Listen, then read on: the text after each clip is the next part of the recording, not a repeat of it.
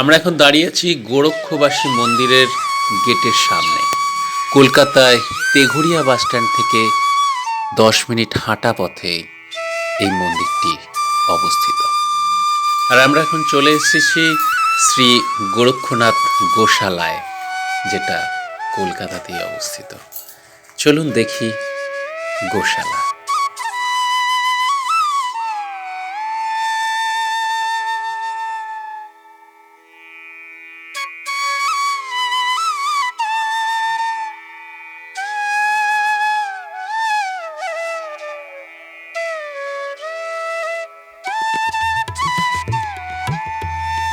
এলাকার মানুষজন খাবার নিয়ে এসে এই গরুদের খাওয়াচ্ছে। দেখতে বেশ ভালোই লাগছে। খুব সুন্দর কলকাতার বুকে অবস্থিত গোশালা।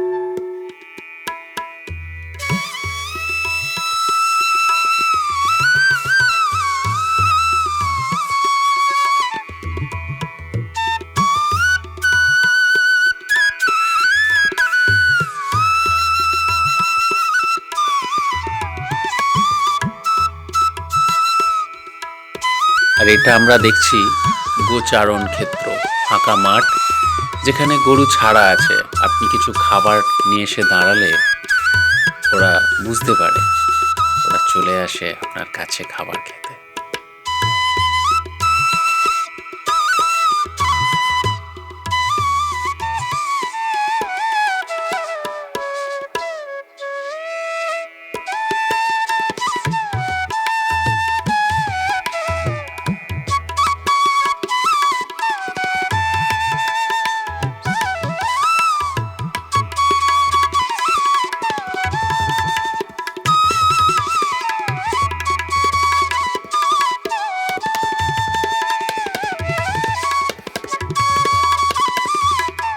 কলকাতার মধ্যে এরকম ছোট্ট গোশালা সত্যি খুব সুন্দর লাগলো।